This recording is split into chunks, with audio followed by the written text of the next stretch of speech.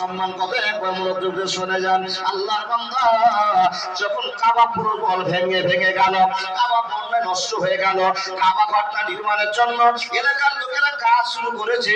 কেউ গিটি ঢোলাই করে, কেউ পাথর ঢোলাই করে, কেউ বালি ঢোলাই করে। মসজিদে যেরকম কাজ শুরু হলে আমরা গ্রামের সকল লোক কাজের জন্য আগ্রহী হই, কিনা বাবা? মসজিদ ভেঙে গেছে, মসজিদের কাজ চলছে, তো আমাদের ছোট বড় সবাই মিলে টালি ধরা করে বালি গিটি সিমেন্টের যা কাজ আছে আমরা হাতে হাতে হাতে কাজগুলো করি কিনা।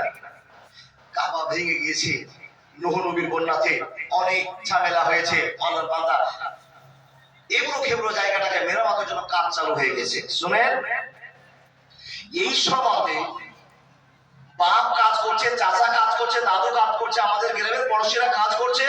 এই দেখে আপনি দেখবেন, আপনি মসজিদে যদি কাজ করেন, কোন ভালো উদ্দেশ্যে কাজ করে, তো ছোট ছোট বাচ্চারা ছোট ছোট বাটি নিয়ে আসবে, থালাগুলো নিয়ে আসবে, আর দেখেন 50 গ্রাম বালি দিয়ে মাথায় করে খুব আনন্দের সঙ্গে ঢোলাই করে না?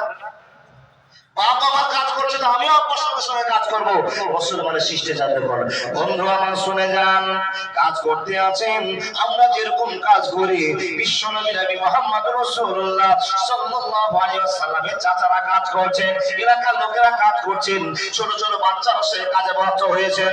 বন্ধু আমার, এক মিনিটের একটা গল্প আপনাকে শোনাতে হবে।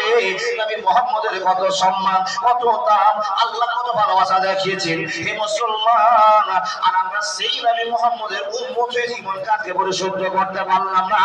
আজও পর্যন্ত আমরা নবী মুহাম্মদকে চিনতে পারলাম না। পৃথিবীর যত জীব জন্তু পক্ষী পক্ষী যত আছে সবাই চিনতে পারলো। এতগুলো মানুষের ভিতরে, হাজার মানুষের ভিতরে আল্লাহ যাদেরকে সম্মান দিয়েছে, যাদেরকে দাম দিয়েছে, এই মানুষগুলো নবী মুহাম্মদের সম্মান চিনতে পারলাম না। মানছি না, মানব না, মানতে পারবো না, আমার নবীজি অপমাননা মানি না, মানছি না, মানতে পারবো না, আমার নবীজির অপমাননা। অপমানকারীরা রক্ষা পাবি না, মানি না, মানছি না, মানতে পারবো না, আমার নবীজির অপমাননা। একবার জোরে বলুন না সুবহানাল্লাহ।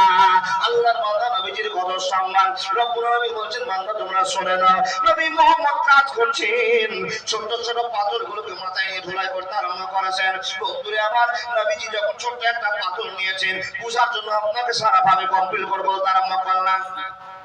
ছোট পাথর নিয়ে ধরাই করছেন, ছোট বাচ্চার মাথায় ব্যথা পাচ্ছে, তো কাক খুব কষ্ট অনুভব করছেন। একজন চাচা চিন্তা করলেন, ভাতিজা তুমি যেরকম করে পাথরগুলো ঢলা করতে আরম্ভ করেছো, তোমার মাথায় ব্যথা হচ্ছে, তোমার মাথায় কষ্ট লাগছে, ভাতিজা রে একটা আসানের কাজ করে নাও, একটা হালকা কাজ করে নাও। এ ভাতিজা মুহাম্মদ, তুমি যে লুঙ্গিটা পরে আছো, যে প্যান্টটা পরে আছো, যে পায়জামাটা পরে আছো, এই পায়জামাটা খুলে নিয়ে মাথায় বেঁধে নাও, আর ওর উপরে পাথর বসে না, তাহলে আর মাথায় লাগবে না, লাগবে না, লাগবে না। এ মানুষের দল আল্লাহ রাব্বুল আলামিন বলছেন, কুলিল্লাহুম্মা মালিকাল মুলকি তুতিল মুলকা মান তাশাউ ওয়া তানজিউল মুলকা মিম্মান তাশাউ ওয়া তুইজ্জু মান তাশাউ ওয়া তুযিল্লু মান তাশাউ বিয়াদিকাল খায়র ইন্নাকা আলা কুল্লি শাইইন কাদির। হে মানুষ, তুমি শুনে নাও, আমি আল্লাহ যাকে সম্মান দিব, আমি আল্লাহ যাকে সম্মান দিয়ে দিয়েছি, পৃথিবীর কেউ নাই তাকে অসম্মান করে দিবে। আর আমি আল্লাহ যাকে চিহ্ন দিয়ে ফেলবো, পৃথিবীর কেউ নাই তাকে সম্মানের জায়গাতে বসাবে। হে মানুষের দল, হযরত মুহাম্মদের সম্মান কত একবার শুনে যান। চাচা ভালো উদ্দেশ্য মনে করে ছোট বাচ্চা মোহাম্মদকে গিয়ে বলছেন, এ বেটা মোহাম্মদ, তুমি যে গামছাটা পরে আছো, যে লুঙ্গিটা পরে আছো, এই লুঙ্গিটা খুলে একবার মাথায় বেঁধে নাও। এই কথাটা বলে যখনই লুঙ্গিতে হাত দেওয়া, বন্ধুরে আমার, আব্বাজান, দাদা, বন্ধুরা আমার, মা বোন ভালো করে শুনে যান, নবীজির কত দাম, কত মান।